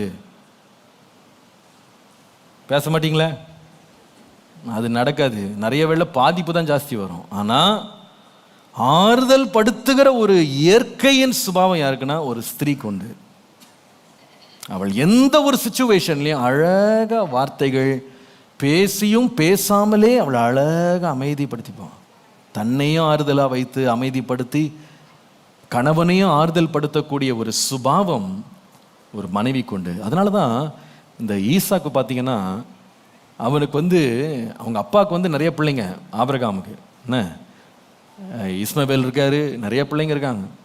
ஆனால் அவங்க அம்மாவுக்கு ஒரே பிள்ளை தான், சாராளுக்கு ஒரே பிள்ளை ஈசாக்கு.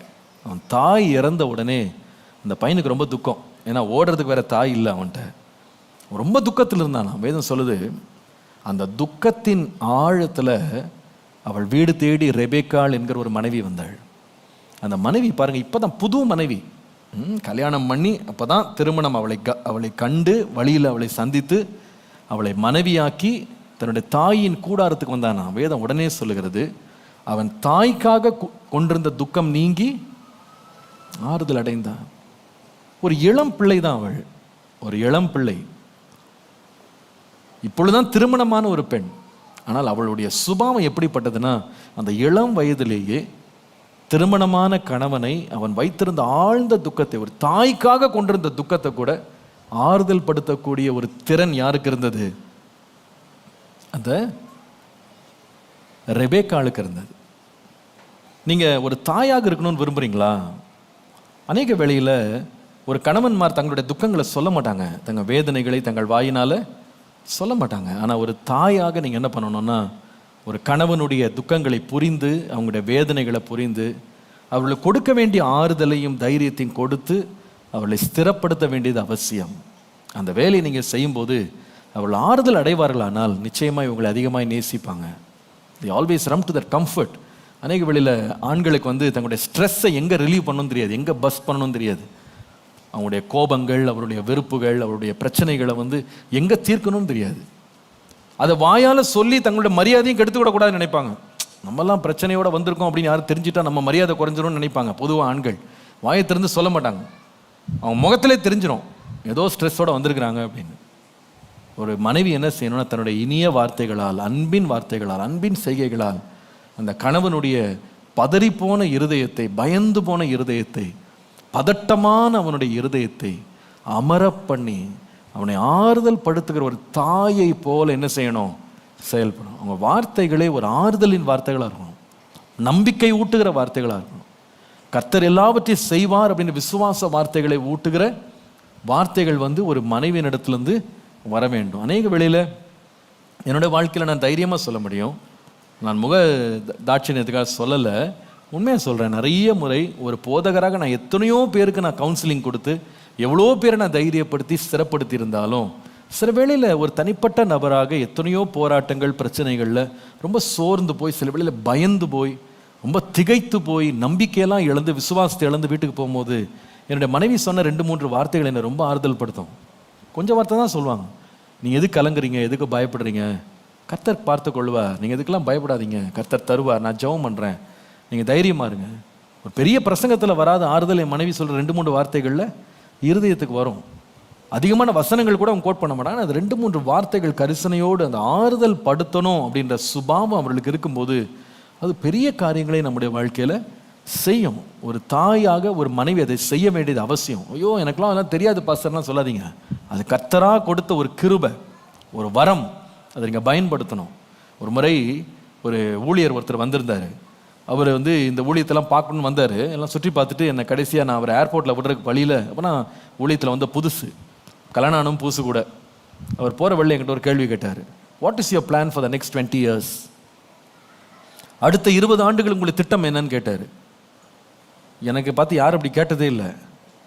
ஒன்றுமே புரியல. என்னென்னத்தையோ வளரிட்டேன், என்னென்னத்தையோ சொல்கிறேன். மனசில் வந்தது அப்போ புதுசாக யோசித்ததெல்லாம் அவரை திருப்திப்படுத்துகிற சொல்லிவிட்டேன். வீட்டுக்கு வர்ற வழியிலே ரொம்ப மனசு கலக்கமாக போயிடுச்சு. அப்போ என் மனைவிட்ட வந்து ரொம்ப வருத்தத்தோடு சொன்னேன், இந்த மாதிரி அவர் கேட்டார், அடுத்த 20 ஆண்டுகளுக்கு உன்னுடைய திட்டம் என்ன, என்ன தரிசனம் வச்சிருக்கிற அப்படின்னு கேட்டார். எனக்கு ஒன்றுமே சொல்ல தெரியல, என்னென்னத்தையோ பேசிட்டேன், ரொம்ப மனசுக்கே சரியில்லை, இப்படி கூட நான் ஒரு பதில் சொல்ல முடியாமல் நின்றுட்டேனே அப்படின்னு ரொம்ப வெக்கமாக இருக்குது, எனக்கு ரொம்ப மனசு சங்கடமாக இருக்குன்னு சொன்னேன். உடனே என் மனைவி அன்றைக்கி ஒரு வார்த்தை சொன்னாங்க.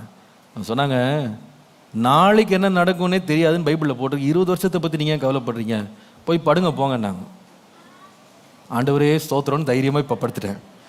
அந்த ஒரு வார்த்தை தான், அந்த வார்த்தை ஏற்ற சமயத்திலே கொடுக்கப்பட்ட நல்ல வார்த்தை, வெள்ளித்தட்டில் வைக்கப்பட்ட பொற்பழங்களுக்கு சமானம். அந்த வார்த்தைகளை வந்து ஒரு தாய் கொடுக்க முடியும், ஒரு மனைவி கொடுக்க முடியும். கொடுக்கணும். நீங்கள் எப்பவுமே ஸ்ட்ரெஸ்ஸில் இருக்காதீங்க, ரொம்ப டென்ஷனில், உலகமே ஒரு பெரிய போராட்டத்தில் இருக்கிற மாதிரியே இருக்காதீங்க.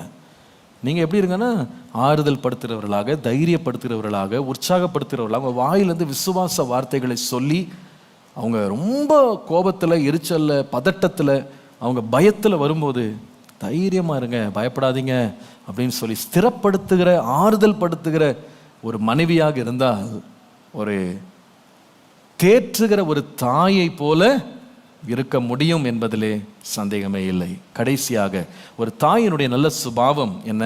முதலாவது சொன்னேன், அவளுடைய பராமரிப்பு. இரண்டாவது அவளுடைய ஆறுதல், அவளுடைய தேறுதல். மூன்றாவது நீதிமொழிகள் 1:8. நீதிமொழிகள் 1:8, என் மகனே உன் தகப்பன் புத்தியை கேள், உன் தாயின் போதகத்தை தள்ளாதே. A mother's care, a mother's comfort. Number 3, a mother's counsel. ஒரு தாயினுடைய ஆலோசனை, புத்திமதி. ரொம்ப அழகாக இருக்காங்க. தகப்பனுடைய புத்தியை கேள், உன் தாயினுடைய போதகத்தை தள்ளாதே. ஒரு தாயினுடைய இயற்கையான சுபாவம் என்னவென்றால், தன்னுடைய பிள்ளைகளை உட்கார வைத்து அவளை என்ன செய்கிறாள்னா போதிக்கிற ஒரு வரம் கர்த்தர் அவளை கொடுத்துருக்கிறார். நீங்கள் பொதுவாக நீங்கள் கவனித்து பாருங்கள், நம்ம எல்லாரும் தாயின் இடத்துல பிறந்து வளர்ந்தவங்க தான். பொதுவாகவே அநேக தாய்மார் வந்து ரொம்ப படிச்சிருக்க மாட்டாங்க, ரொம்ப உலகம் தெரியாது, நிறைய இடம் சுற்றி பார்த்துருக்க மாட்டாங்க, நிறைய அனுபவங்கள்லாம் ஒரு கணவன் சுற்றி வர்ற மாதிரி உலகத்தெல்லாம் ரொம்ப பார்த்துருக்க மாட்டாங்க. ஆனால் தேவன் அவர்களுக்குள்ளே கொடுத்த ஒரு விசேஷத்த கிருபை என்னன்னு சொன்னால், தாம் பிள்ளைகளுக்கு வந்து வாழ்க்கைக்கேற்ற நல்ல போதனைகளை என்ன பண்ணுவாங்கன்னா அழகாக சொல்லுவாங்க. அவங்க சொல்லிக் கொடுக்குற சத்தியங்கள், அவங்க சொல்லிக் கொடுக்குற போதனைகள் வந்து அந்த பிள்ளைகளுக்கு வந்து எப்படி இருக்கும்னா வாழ்நாளெல்லாம் மறக்க முடியாத அளவு அவர்களுக்குள்ள ஒரு இம்ப்ரெஷனை என்ன பண்ணுன்னா கிரியேட் பண்ணும். பொதுவாக பாருங்கள், பிள்ளைகள் வந்து கதை கேட்கணுன்னா பொதுவாக யார்கிட்ட ஓடுவாங்க? அம்மாட்ட தான் போவாங்க. மம்மி கதை சொல்லுங்கள் மம்மி. அம்மா பேச ஆரம்பித்தா ரொம்ப நேரம் பேசிகிட்டே இருப்பாங்க, அந்த பிள்ளை உட்காந்து கேட்டே இருக்கும். அப்பா 10 நிமிஷம் பேசினாரு, டேடி நான் ஒரு விளையாட்டு வந்துட்டுமா, இந்த பாத்ரூம் போயிட்டு வந்துடுறேன்னுவான். ஏன்டா உட்காருடா, இல்லைடா ஒரு நிமிஷம் வந்துடுறேன், ஜஸ்ட் ஒரு 2 மினிட்ஸ்னுவான். திருப்பி கண்ணே முகத்தே காட்ட மாட்டான், படுத்துட்டு தலை வழியாக போத்திட்டு தூங்கிடுவான் பேசாமல். இந்த ஆள் போதகத்தை எங்கே கேட்கறது, இவர் சாக்ரட்டிஸ் மாதிரி பேசிக்கிட்டு இருக்காரு அப்படின்றான். ஆனால் மனைவி ஒரு தாய் என்ன பண்ணுவான்னா உட்கார வைத்து அழகாக அவள் என்ன பண்ணுவாள், புத்திமதி சொல்லுவாள். அதனால தான் பாருங்கள், நீங்கள் இந்த ஸ்கூலில் கூட பெரும்பாலான டீச்சர்ஸ் யாரு? நீங்கள் போய் வேலை செய்கிற சகோதரரில் போய் கேளுங்களேன், இங்கே கூட சில பேர் இருக்காங்க, அவளை போய் கேட்டுங்க எப்படி இருக்குது டீச்சிங், எப்படி இருக்குன்னா ஐயோ தாங்க முடியலங்க. அவருக்கெல்லாம் பார்த்தீங்கன்னா அடி ஓத சண்டை இதில் தான் அவர் மிரட்டி வச்சிருப்பாரே தவிர போதனையினால் இழுக்கிறது ரொம்ப கஷ்டப்படுவாங்க ஆண்கள். டீச்சிங் கிஃப்ட் வந்து பொதுவாக யாருக்கு இருக்குன்னா அந்த விமன், பெண்களுக்கு. உட்கார வைத்து கடினமான பாடங்களை கூட சர்வசாதாரணமாக அழகிய குரலில் அப்படியே நடத்திட்டு போயிடுவாங்க. அந்த மாணவர்களெல்லாம் அப்படியே ஒரு தேனி வந்து முய்க்கிறது போல வச்சுருவாங்க. நம்ம நாடில் மாத்திரம் இங்கே உலகம் முழுவதும் நீங்கள் பார்த்தீங்கன்னா கல்வியை கொடுக்கறதுக்கு யார் தான் பயன்படுத்துகிறாங்கன்னா யார்? பெண்கள் தான். அதுவும் விசேஷமாக 5th ஸ்டாண்டர்ட் வரைக்கும் ஆண் டீச்சர்ஸே அலவுட் இல்லைன்னு நினைக்கிறேன், அப்படி தானே? பாருங்களேன், லேடிஸ் ஒன்லி, லேடி ஸ்பெஷல் தான் அது, அவங்க மட்டும்தான். கொஞ்சம் யோசித்து பாருங்களேன், எல்கேஜியில் மட்டும் ஒரு ஆணை விட்டு பாருங்க, அந்த பிள்ளை உயிரோட வீட்டுக்கு வந்தால் பெரிய பாக்கியம் என்ன?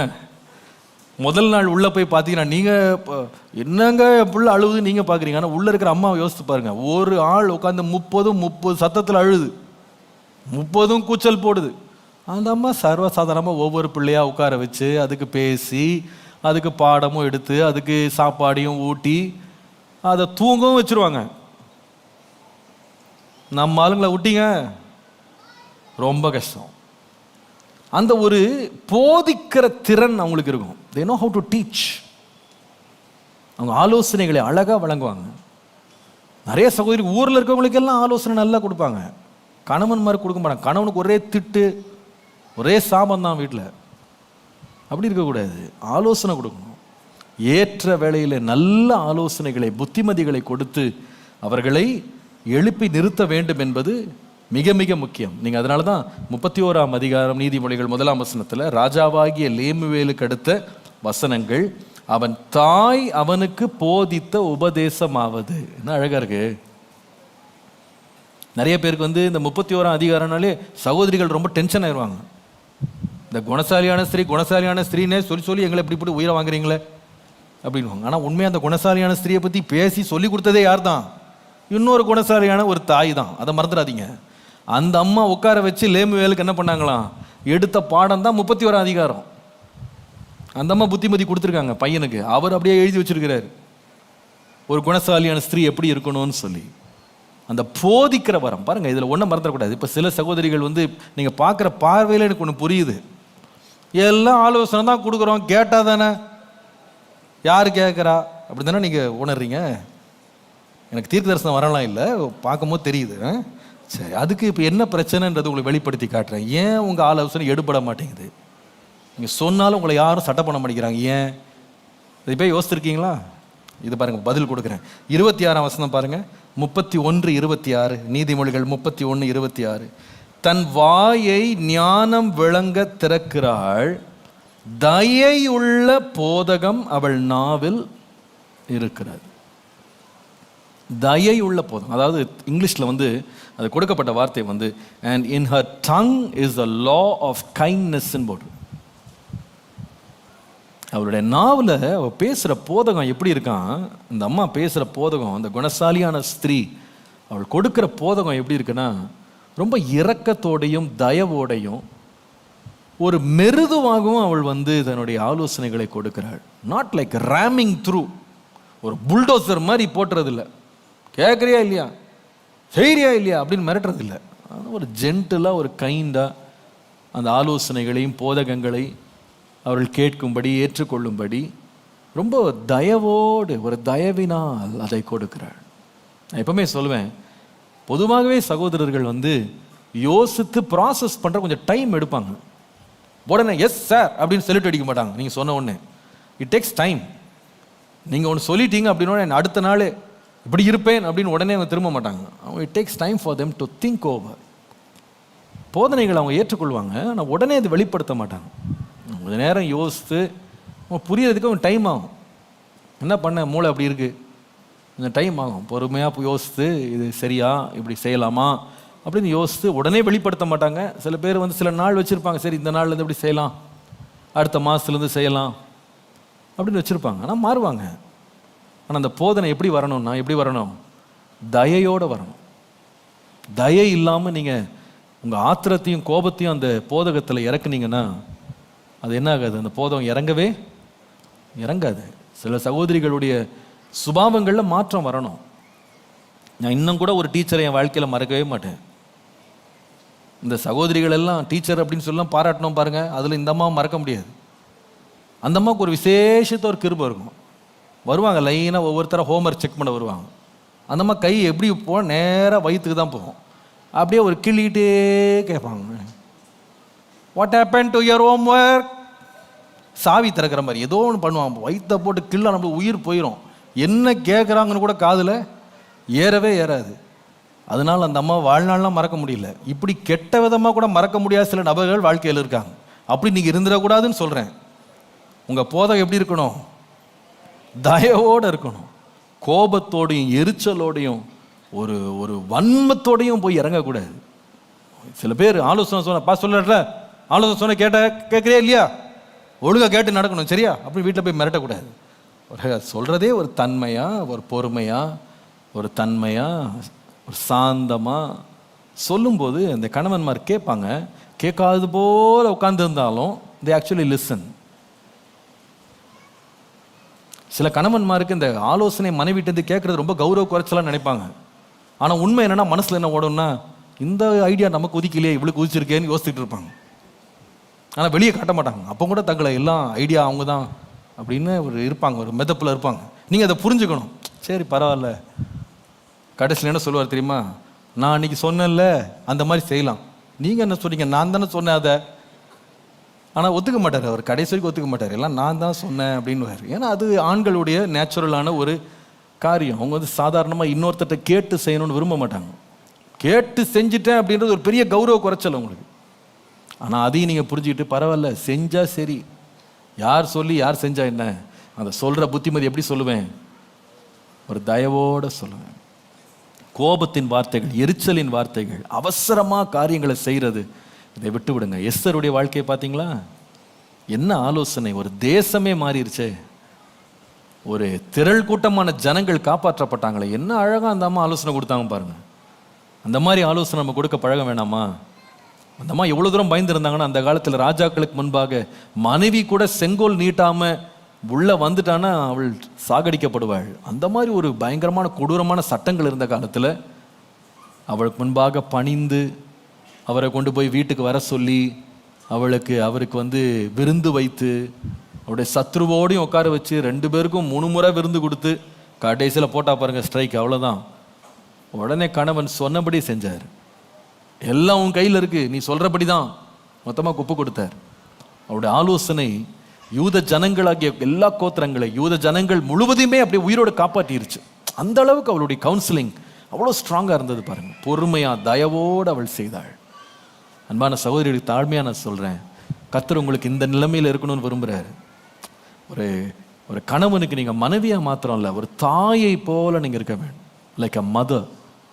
ஒரு தாயை போல உங்களுடைய சுபாவங்கள் இருக்கணும்.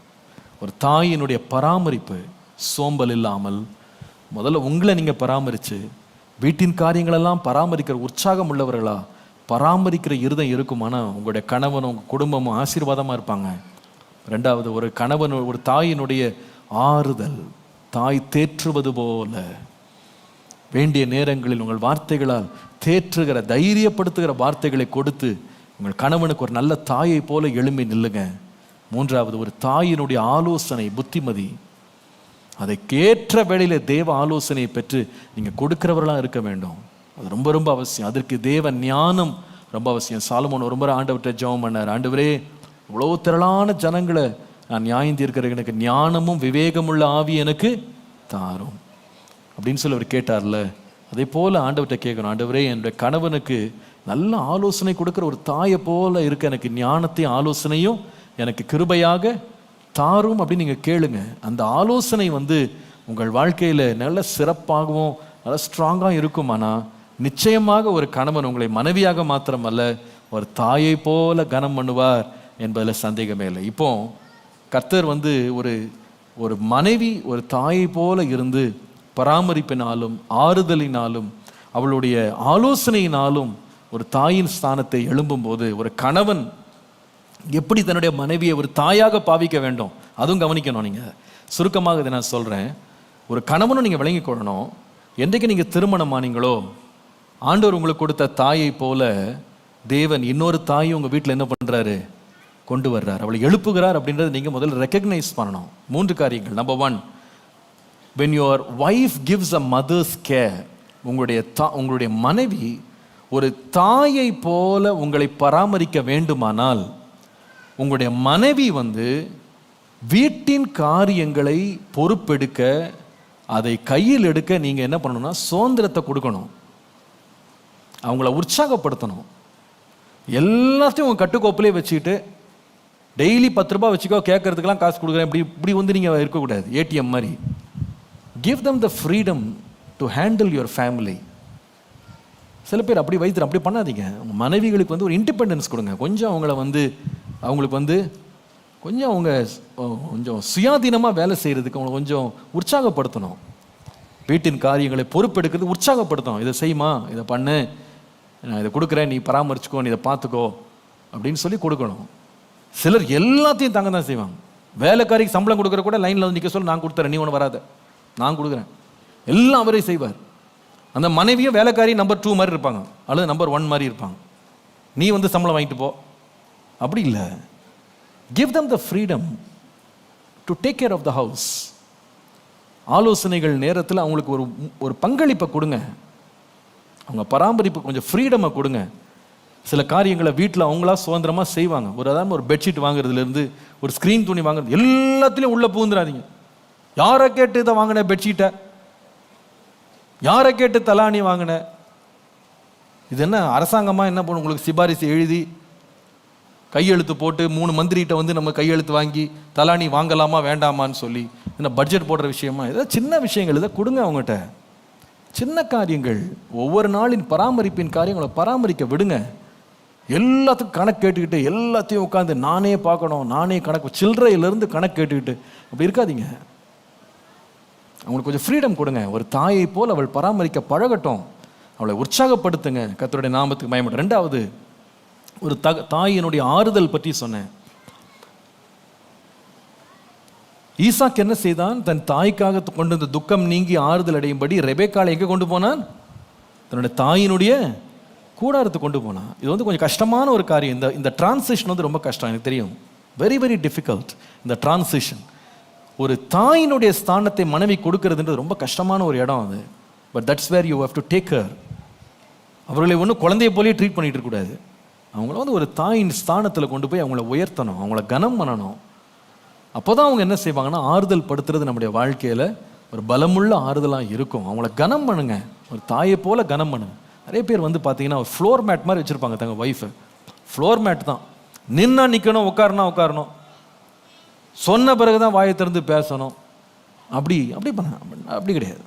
ஒரு கனம் பண்ணி அவங்களுக்கும் ஒரு மரியாதையை கொடுத்து கௌரவத்தை கொடுத்தீங்கன்னா தான் அந்த ஆறுதல் உங்கள் வாழ்க்கையில் கிடைக்கும். ஒருவரை ஒருவர் கனம் பண்ணுங்கிறதுல என்ன பண்ணுங்க, முந்திக் கொள்ளுங்கள்னு போட்டிருக்கு.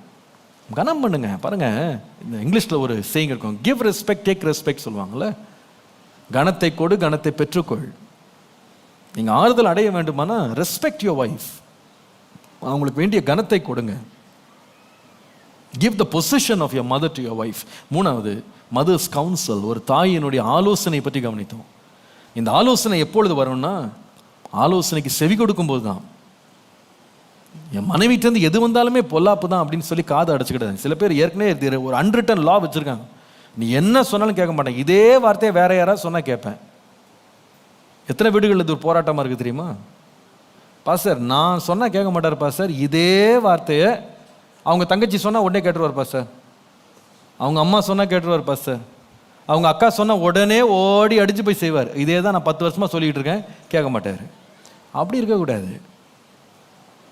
தாய் எப்பவுமே ஒய்ஃப் வந்து செகண்ட் கிளாஸ் சிட்டிசன் மாதிரி ட்ரீட் பண்ணவே கூடாது.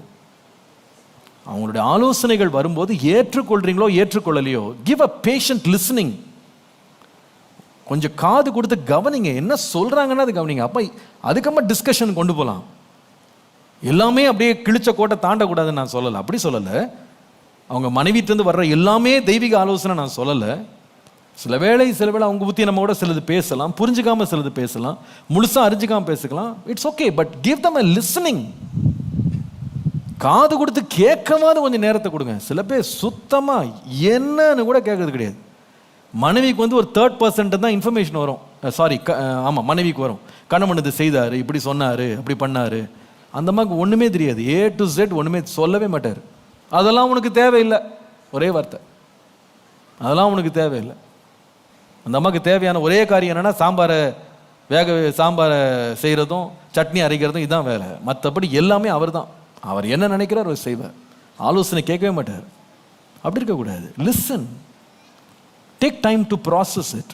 அதை கொஞ்ச நேரம் ப்ராசஸ் பண்ணுங்க. சொல்கிற ஒருத்தர் பேசிகிட்டு இருக்கும்போது ஆலோசனை கொடுக்கும்போது வாயை பட்டுன்னு நிறுத்தக்கூடாது. போதும் எல்லாம் பேசுனதெல்லாம் போதும் அப்படி சொல்லக்கூடாது. சொல்லுமா, நீ சொல்கிறத சொல்லு, நான் கேட்குறேன். உன்னுடைய ஒப்பீனியன் நீ சொல்லு, நான் கேட்குறேன். சரி, நான் யோசித்து செய்கிறேன் நான் யோசித்துட்டு நாளைக்கு சொல்கிறேன், 2 நாள் கழித்து சொல்கிறேன், அப்படி சொல்லலாமே தவிர பேசவே கூடாதுன்னு சொல்லக்கூடாது. சில பேர் மனைவி பேசிகிட்டே இருப்பாங்க, இவர் பாட்டுக்கு எழுந்து போயிட்டே இருப்பார். அது ஏதோ ஒன்று சத்தம் ரேடியோ மாதிரி, அது பேசிட்டு கிடக்கட்டும் நம்ம போகலாம், அப்படி இருக்கக்கூடாது. Give respect.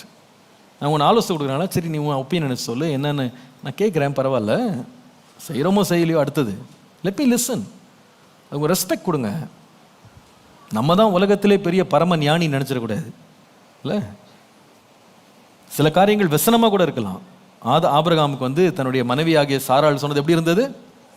व्यसனமாக. அடிமை பெண்ணை அவள் மகனையும் புறம்பே தள்ளுன்னு சொன்னாங்க அந்த அம்மா. அவருக்கு ரொம்ப व्यसனமாயிடுச்சான், தான் மகனை நினச்சி ரொம்ப व्यसனமாயிடுச்சு. என்னடா இப்படி இருக்கே, இவளுக்கு எதாவது பிசாசு பிடிச்சதோன்னு நினச்சார தெரில, திடீர்னு பைத்திய மேலே ஏறி போச்சு போல இருக்கு இவளுக்கு. பால் மறந்த பிள்ளை அவன் கிண்டல் பண்ணால் இது ஒரு பெரிய தவறா, பெரிய குற்றமா? பால் மறந்த பிள்ளை அது கிண்டல் பண்ணது கூட தெரிஞ்சிருக்காது. அந்த பிள்ளையை இஸ்மவேல் கிண்டல் பண்ணான்னு துரத்துன்றாங்க அந்த அம்மா. இவர் ரொம்ப व्यसனமாக உட்காந்துருக்காரு. இப்படி என்ன சொல்லத்தில் வயசாகி வரப்போச்சு, சின்ன வயசுல கூட திட்டிக்கிட்டு ஏதாவது பண்ணலாம். ரெண்டும் கிழவனும் கிழவியும் என்ன பண்ண, பேசாமல் உட்காந்துருந்தார். ஆண்டவர்கிட்ட கேட்க போனால் ஆண்டவர் சொல்கிறார், எப்பா உன் மனைவி என்ன சொல்கிறாள் அதன்படி செய். அப்போ தான் அவருக்கு புரிஞ்சு, ஓஹோ ஆண்டவருடைய ஆலோசனை கூட யார் மூலமாக வரும்? மனைவியின் மூலமாக வரும்னு புரிஞ்சுது அவருக்கு. ஸோ எப்பவுமே கணவன்மார் நினைக்கக்கூடாது நம்ம நினைக்கிறது வந்து தெய்வீக ஆலோசனை, மனைவிட்டம் வருதுன்னா பிசாசின் ஆலோசனை நினச்சிடக்கூடாது. உண்மைதான், நம்ம கொஞ்சம் பயம் இருக்குது லைட்டாக ஏவாளை நினைக்கும் போது. அவளாலே தானே வஞ்சிக்கப்பட்டாள், புரியுது டேஞ்சர் இருக்குன்னு எனக்கு புரியுது. ஆனால் அதுக்காக ஒரேடியா பிசாசின் ரூபமாக அவளை மாற்றிடாதீங்க. அவர்கள் மூலமாக என்ன வரும்? தெய்வீக ஆலோசனை வரும். அட்லீஸ்ட் கேளுங்க, லிசன் பண்ணுங்க. It will always bring blessing into your life. எல்லாத்துக்கு மேலே உங்கள் மனைவிக்காக ஜெபம் பண்ணுங்க. ஆண்டவரே என் மனைவி ஒரு தாயின் ஸ்தானத்துக்கு எழுமணப்பா அப்படின்னு ஜெபம் பண்ணுங்க. நீங்களே ராஜராஜ சோழன் மாதிரி எப்பவுமே ஆட்சியில் இருக்கணும்னு நினைக்காதீங்க. அவங்களும் வளரணும், அவங்களும் ஒரு தாயின் ஸ்தானத்தில் எழுமணும் அப்படின்னு நினைக்கணும். சில பேர் இருப்பாங்க மனைவியை வந்து வளரவும் விட மாட்டாங்க, யோசிக்க விட மாட்டாங்க, அப்படியே கால் தூசி போலே வச்சுருப்பாங்க, எதுவும் யோசிக்கக்கூடாது. சில பேர் சொல்லுவாங்க பாருங்கள், சிலரை வந்து படிக்க விடாமலே என்ன பண்ணுவாங்க, அடிமைகளாகவே வச்சுருப்பாங்க. அந்த மாதிரி இருக்கக்கூடாது. நீ வளரணுமா, நீ ஒரு இளம் பிள்ளையாக தான் அந்த வீட்டுக்குள்ளே வந்த, ஆனால் நீ ஒரு தாயை போல் வளர்றதை நான் பார்க்கணும்.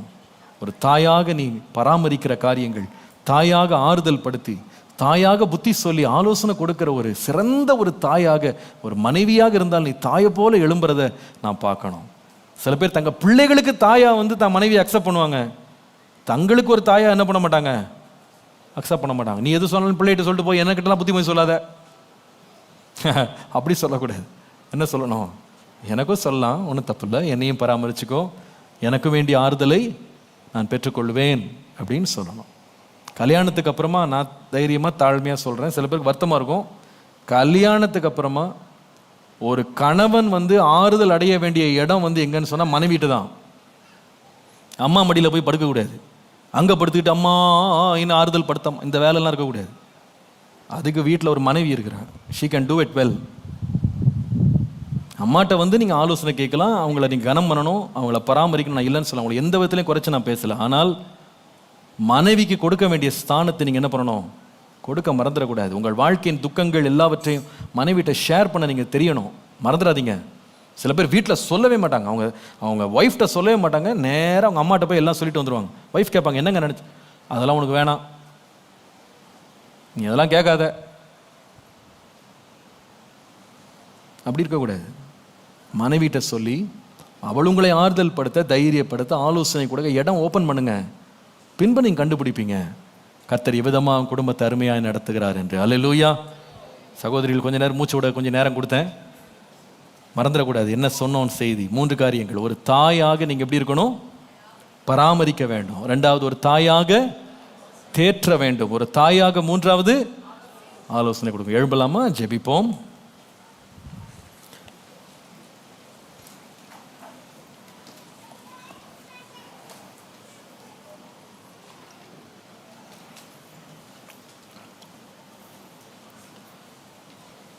இன்னைக்கு பேசப்பட்ட தேவனுடைய வார்த்தையை கர்த்தருடைய ஆலோசனையாக நீங்கள் ஏற்றுக்கொண்டு, சகோதரிகளும் சரி சகோதரர்களும் சரி, இதை நீங்கள் ஏற்றுக்கொண்டு உங்கள் வாழ்க்கையில கடைபிடிப்பீர்களானால் உங்கள் வாழ்க்கையின் ஆசீர்வாதத்தை நீங்கள் நிச்சயமாக அனுபவிப்பீங்க.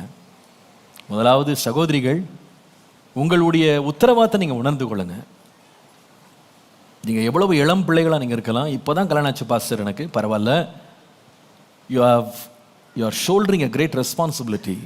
God has called you not only to be a wife to your husband but a mother to your husband. உங்களுடைய கணவருக்கு நீங்கள் ஒரு மனைவியாக மாத்திரமல்ல, ஒரு தாயை போல நீங்கள் இருக்க வேண்டிய சுபாவங்கள் உங்கள் வாழ்க்கையில் இருக்க வேண்டியது அவசியம்.